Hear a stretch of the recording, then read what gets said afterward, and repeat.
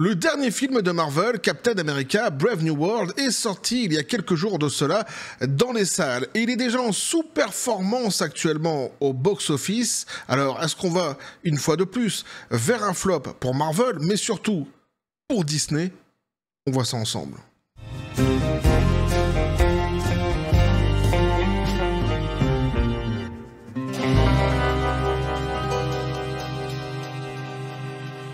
Donc Captain America Brave New World qui est sorti il y a quelques jours de cela et qui est déjà en sous-performance. Eh oui, petit café les copains.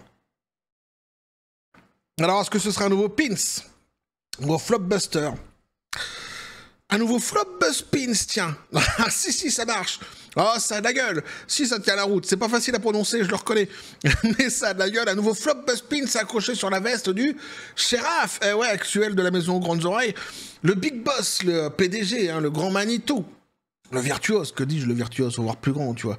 Je vois trop petit. Ah non, plus grand. Le Frédéric Chopin du divertissement. Baby Girl, le PDG Disney, le si bien renommé sur cette chaîne, Bob l'éponge tarienne. Ah, il en a tant! Des Flopbuspins, des petits, des gros, des moyens accrochés sur sa veste qu'il n'a presque plus de place justement pour les prochains Flopbuspins qui vont arriver.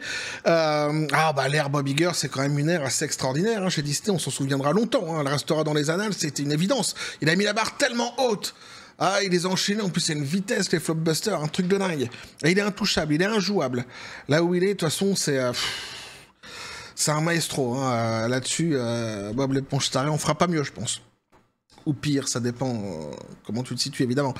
Donc on va voir ici ce qu'il en est justement de ce fameux Brave New World, Captain America, avec les premiers indicateurs qu'on a, peut-être un futur Flopbuspins pour Bob l'éponge tarée. On va analyser ces premiers indicateurs comme on le fait à chaque fois sur cette même chaîne. Et il faut dire déjà qu'il est en sous-performance globale, moins d'ailleurs aux États-Unis que dans le reste du monde, ce qui est assez étonnant pour une fois. Mais quoi qu'il en soit, ça reste une sous-performance globale. On va voir ça ensemble. Ce qu'on peut ajouter aussi avant d'attaquer l'article, c'est qu'il y avait déjà des polémiques qui ont entouré cette production avant même qu'elle ne sorte, puisque, et c'est justement le shérif du Discord de la chaîne Matt, qui m'avait envoyé justement des articles il y a quelques jours de cela pour m'en parler concernant justement l'acteur principal, Anthony Mackie, qui avait fait des déclarations, qui avait déjà mis dans la sauce quelque part Disney, Marvel et donc ce film qui devait sortir, Brave New World, puisqu'on nous disait il y a quelques jours de cela, Anthony Mackie fait face à des critiques pour avoir déclaré que Captain America ne représente pas l'Amérique. Littéralement, en fait, c'est dans ton nom.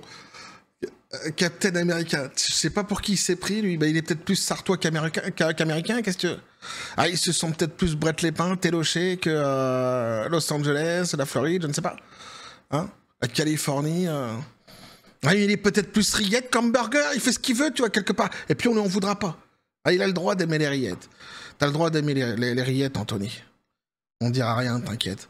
Mais tu vois, lui, il a pas compris. Il a pas compris. Le nom, c'est Captain America, mais dans sa tête, non, mais c'est en fait, non. Ça représente pas l'Amérique. Alors en plus, il avait ajouté cela derrière. Il avait dit donc, l'honneur, la dignité et l'intégrité ne reflètent pas actuellement l'Amérique. Bingo, jackpot. Ah bah ouais, actuellement, sous la gouvernance de Donald Trump, où justement le patriotisme est revenu au premier plan aux États-Unis, Born in USA, évidemment, sortir des déclarations comme celle-ci, ça fout évidemment dans la sauce ta production d'avance, avant même qu'elle ne sorte.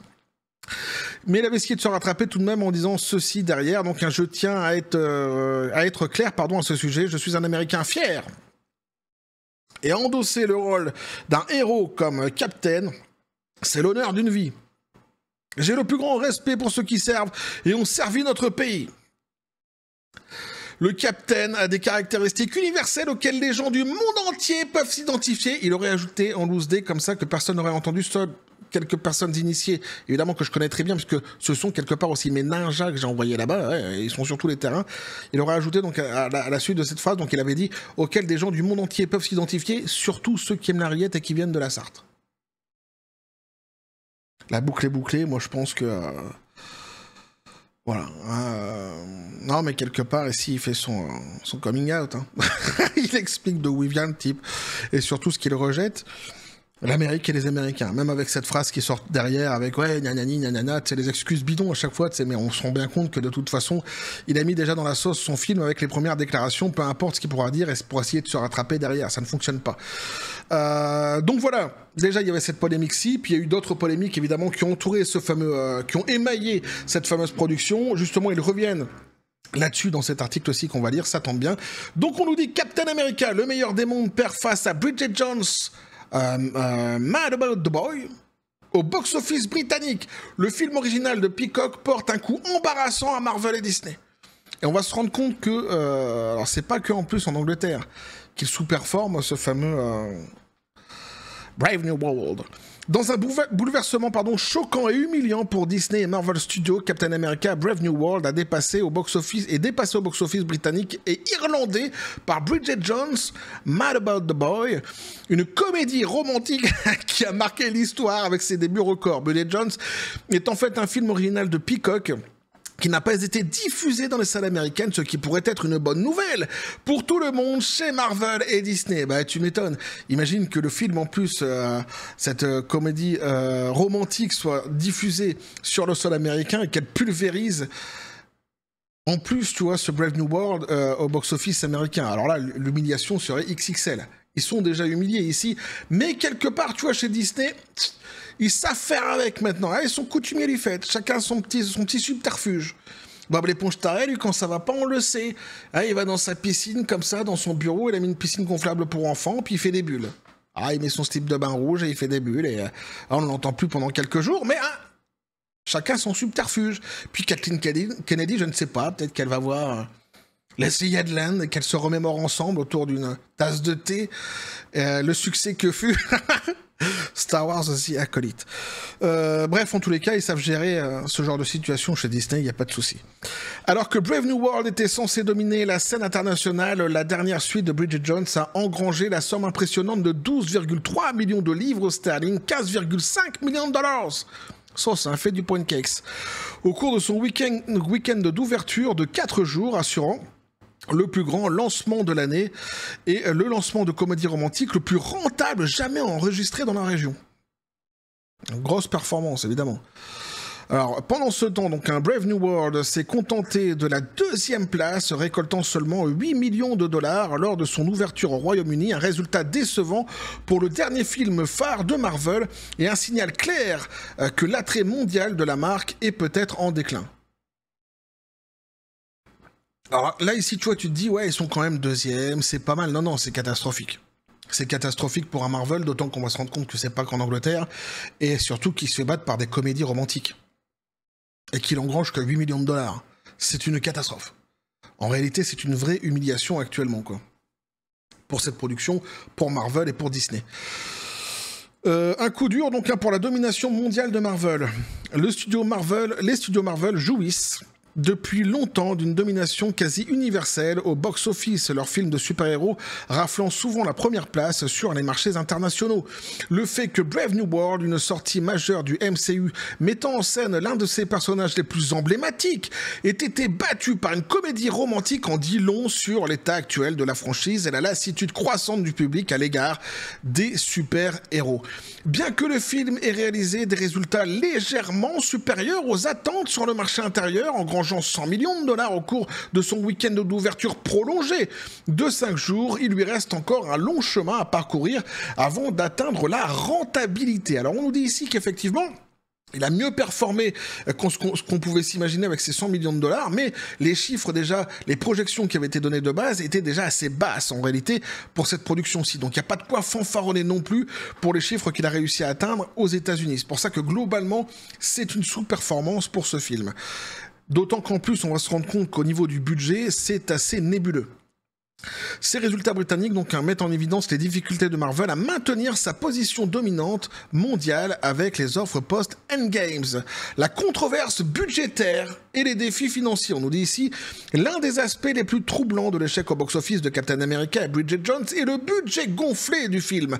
Alors que les rapports officiels évaluent le budget de production de Brave New World à 180 millions de dollars, des sources internes suggèrent que le véritable coût est plus proche des 350 millions de dollars si l'on prend en compte les coûts marketing et les nombreux tournages supplémentaires. Alors ici, en fait, c'est très intéressant parce que ici, le petit coup, la petite manipulation qui est en train de se jouer ici de la part de Disney, et nous dit-on de certains spécialistes, c'est quoi, c'est officiel, source interne, non ça c'est les sources internes, voilà, troublant l'échec box-office américain, le conflit officiel, voilà. Alors le rapport officiel te dit 180 millions de dollars. Alors ça c'est très intéressant parce que ça va évidemment faire écho avec un autre film qui va sortir prochainement chez Disney, qui est le remake en live action Blanche-Neige avec pour actrice principale Rachel Zegler. Et oui, puisque c'est un petit peu pareil, depuis un an maintenant, on n'a plus de chiffres autour de cette production-ci, on a eu des chiffres qui sont sortis donc il y a eu un an de cela, certains disent 250 millions, d'autres disent 290 millions, d'autres disent 300 millions pour justement cette production dans les chiffres qui nous sont donnés officiellement, nous dit-on actuellement, alors des chiffres qui sont changeants, mais qui sont à chaque fois donnés comme officiels, c'est pour ça que je dis que c'est assez nébuleux, notamment autour de ce remake en live action qui est Blanche-Neige, et on a la même chose un peu ici, sachant que de la même manière, eh bien ici il y a eu des retouches qui ont été effectuées, et ce qui fut le cas aussi donc, pour ce remake en live action de Blanche-Neige, et qui doit donc maintenant, même si on nous dit 300 millions, c'est le chiffre qu'on avait il y a un an, doit coûter actuellement, le budget doit être davantage important que ces fameux 300 millions. Mais on risque, je le dis parce qu'on risque d'avoir exactement la même manipulation lors de la sortie de ce film, donc Blanche-Neige, ici qu'on peut mettre en parallèle donc avec ce Captain America. Tout simplement parce qu'il y a Disney derrière et qu'ils sont quand même coutumiers de ces manipulations de chiffres. Ils ont du mal à donner les vrais chiffres, surtout lorsque leurs productions sont plutôt des flops. Faut bien le reconnaître. Donc il faudra attendre pour ici Captain America pour savoir exactement combien il a coûté. Il faudra sans doute attendre un petit peu aussi, c'est ce que je voulais dire, donc pour Blanche-Neige pour avoir le chiffre exact du coût de cette production. Mais tu vois, c'est un petit peu le même délire. À chaque fois, c'est assez nébuleux, comme ça, ils te sortent un chiffre, il y a un moment, puis après, ils en parlent plus. Là, c'est pareil, tu vois, ils ont sorti un chiffre avant les retouches, puis après, ils en parlent plus. Et qu'est-ce qui s'est passé entre-temps? Voilà. Donc ici, les professionnels disent que c'est davantage que ce qui nous est donné. C'est pas 180 millions, ce serait plutôt 350 millions. Selon Deadline, donc, le film devra atteindre au moins 425 millions de dollars pour atteindre le seuil de rentabilité, même si d'autres sources suggèrent que le seuil de rentabilité pourrait être plus proche de 900 millions de dollars une fois toutes les dépenses prises en compte. Et là, une fois de plus, tu vois, on se rapproche du chiffre, justement, 900 millions de dollars. On parle pour Blanche-Neige d'un seuil de rentabilité qui serait aux alentours, justement, de 900 millions de dollars, voire même 1 milliard de dollars. Donc, tu vois, c'est pour ça que je faisais la comparaison, parce qu'on est un petit peu sur le même délire. Avec une deuxième place au box-office sur un marché international majeur comme le Royaume-Uni, donc le chemin vers la rentabilité est devenu plus difficile. On nous dit ici les problèmes de production continuent de hanter le film. Alors là, c'est assez fabuleux. Alors, ce qu'ils nous disent sur ce film et sur sa conception, surtout, on nous dit le parcours semé d'embûches du film jusqu'à sa sortie est bien connu. Brave New World a subi d'importantes reprises après des projections tests désastreuses qui auraient conduit une période de tournage de 22 jours au cours de laquelle des changements majeurs ont été apportés à l'intrigue et l'ajout d'un nouveau méchant joué par Giancarlo Esposito. 22 jours, il te rajoute des lignes dans le délire, il change un petit peu tout. Faites venir un nouveau méchant, hein? Ouais, on va se contenter d'un pour l'instant, bah ouais. Mais c'est juste hallucinant qu'en 22 jours, les mecs, en fait, ils changent la trame, tout simplement. Mais derrière, ils te disent que tout va bien, évidemment. Ici, on nous dit le réalisateur Julius Onah a tenté de minimiser l'ampleur des reprises en déclarant au podcast Phase 0: nous avons fait une période de photographie supplémentaire qui est la même pour tous ces films.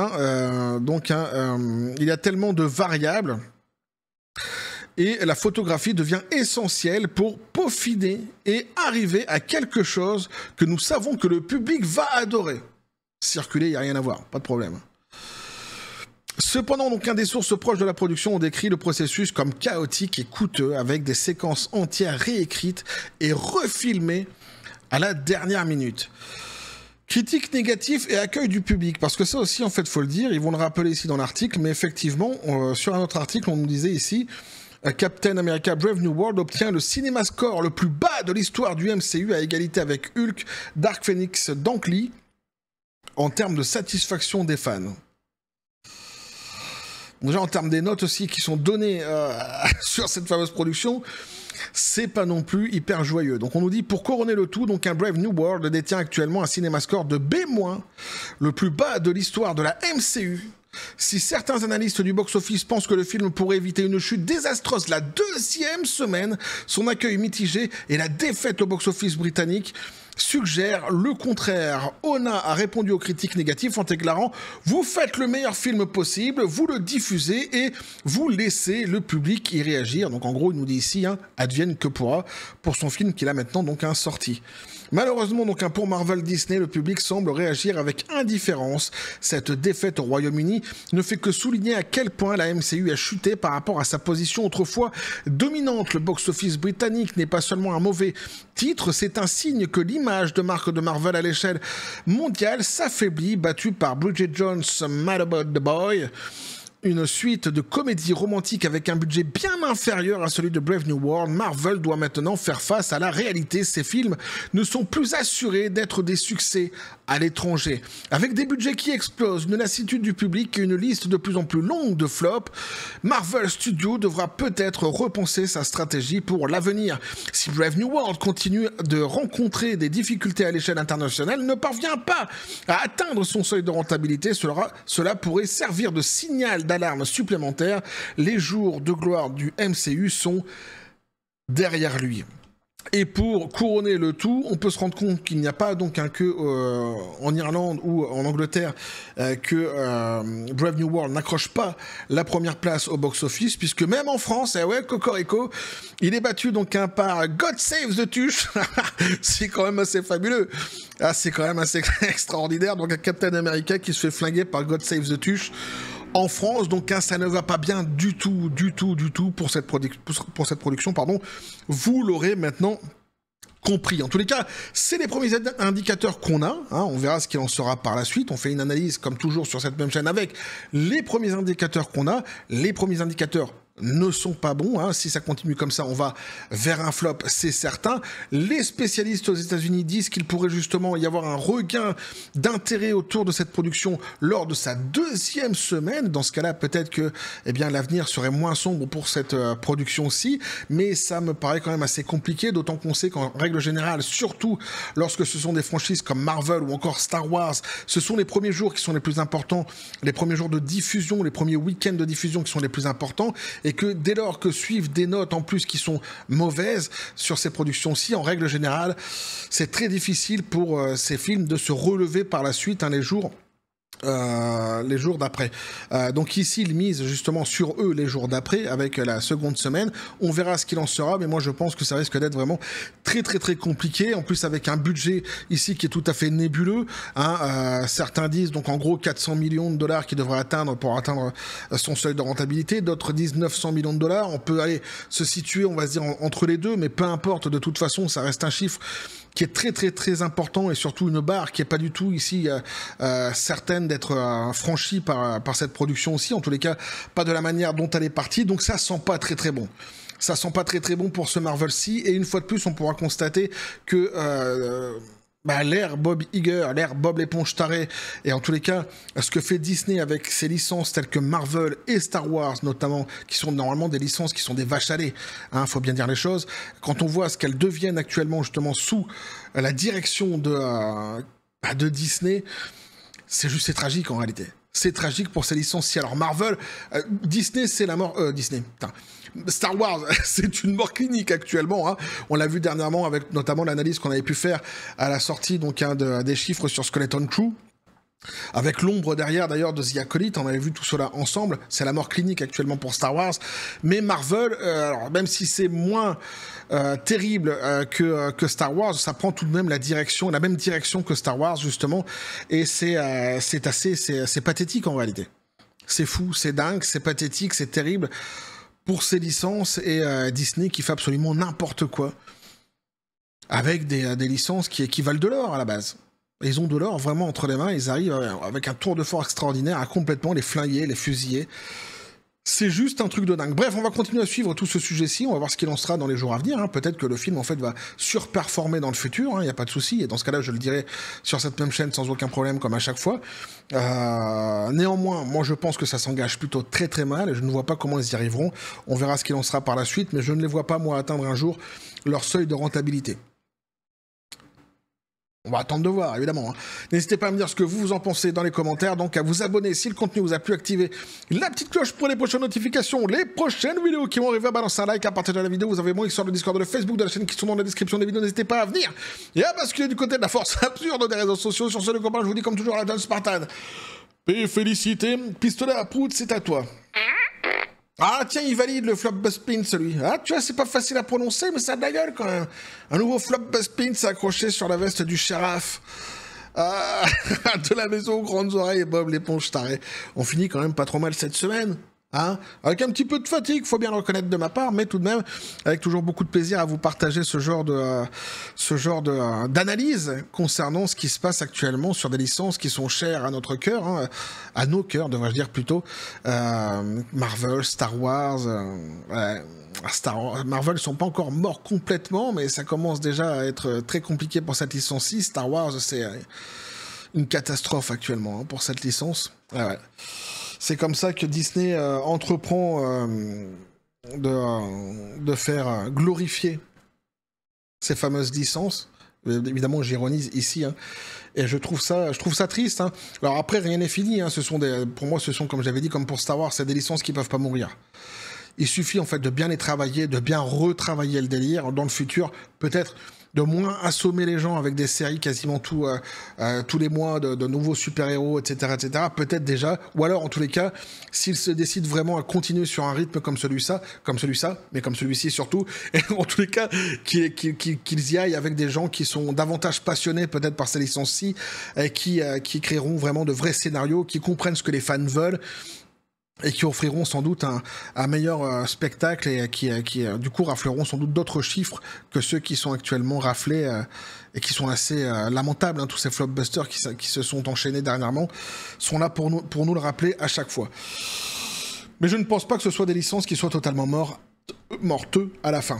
Oh putain, je commence à avoir du mal là, ça y est les copains, il va falloir que j'aille me reposer. Je vais recommencer, je vais me reprendre un petit café. Et je vais aller me reposer un petit peu, hein. On va continuer à suivre. Ouais, mais c'est comme ça. Je ne fais pas de cut dans mes vidéos, donc hein, vous avez ce que vous avez. On va continuer à suivre tout cela, évidemment, sur cette même chaîne, dans la joie et la bonne humeur. Eh oui, et que la force soit avec vous.